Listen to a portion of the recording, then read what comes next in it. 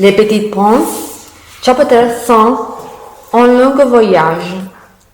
Les Petits Princes a profité de l'immigration de lieux sauvages pour quitter sa fleur. Il s'est arrêté dans la région des astéroïdes 327, 327, 328, 329 et 330. Il a visité pour s'instruire. Sur les premiers astéroïdes vivait un roi. Il était assis sur un trône et porte un long manteau d'hermine. Quand elle vit le Petit Prince, il s'exclamait: « Ah, voilà un sujet! Approche-toi, je veux te voir, et assieds-toi. » Le roi était vraiment content de voir enfin un sujet, d'être le roi de quelqu'un. La planète était minuscule et le manteau du roi prenait toute la place. Le Petit Prince ne pouvait pas s'asseoir et rester debout. Il était fatigué et il a bâillé. « Je t'interdis de bâiller, un sujet ne bâille pas devant ce roi. Moi je suis fatigué, j'ai fait un long voyage, je ne peux pas s'empêcher de bâiller.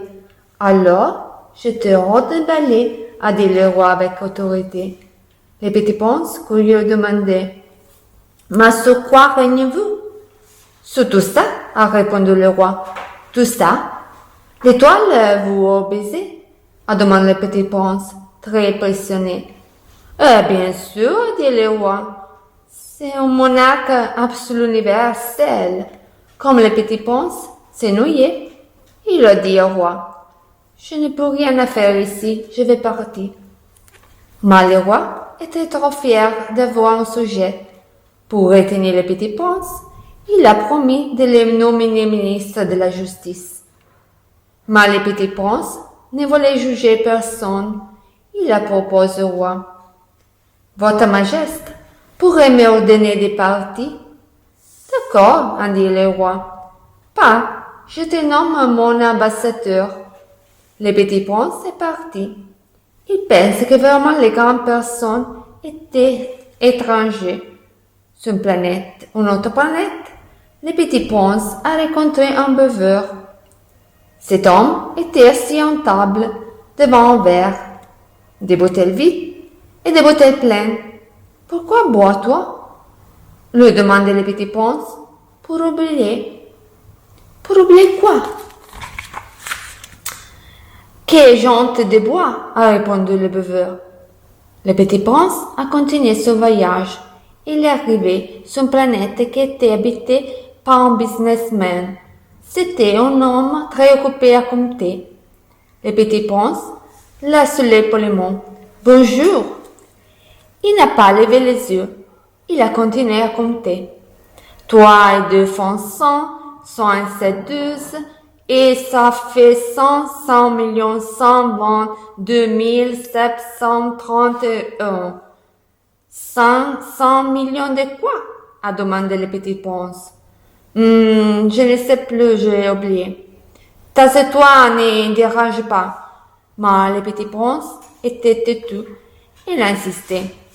100 millions de quoi? J'ai oublié, je te dis. 100 millions de quoi? Ah, ces petites choses dans le ciel. 100 millions de mouches. Mais non, ces petites choses qui brillent dans le ciel. Ah, d'étoiles. Oui, c'est ça, d'étoiles. Mais pourquoi tu prends l'étoile? Pourquoi faire? Parce qu'elles sont à moi. Et qu'est-ce que tu fais avec toute cette étoile? Rien, je ne fais rien, mais elles sont à moi. Mais à quoi ça sert alors? Ah, rien, mais je suis riche. Moi, dit le Petit Prince, je possède une fleur, 3 volcans et je m'énorgue. Tout, avec tes étoiles, qu'est-ce que tu fais? Je les place à la banque. J'écris sur papier le nombre de mes étoiles et je les mets dans un coffre. Ce n'est pas très sérieux, dit le Petit Prince. Tu n'es pas utile pour l'étoile. Tu ne fais rien pour elle. Moi, ma fleur, mes volcans, Je me occupe.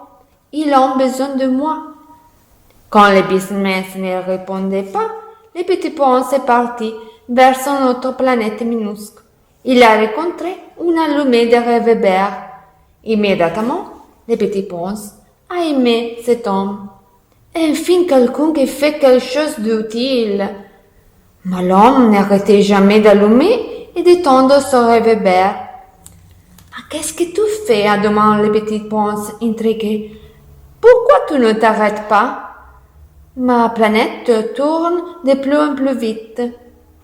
Même si le jour et la nuit durent en minutes, je dois faire mon travail. » « C'est la consent, a expliqué l'homme tout essoufflé. Le petit ponce l'a regardé un moment. Il pèse. Cet homme-là, elle est sûre qu'il ne s'occupe pas que de lui. Il pourrait être mon ami. Mais les planètes étaient trop petites pour deux, alors il est reparti. Sur la 6e planète, il a trouvé un monsieur qui écrivait des livres. « Qui êtes-vous? Que faites-vous » a demandé le petit ponce.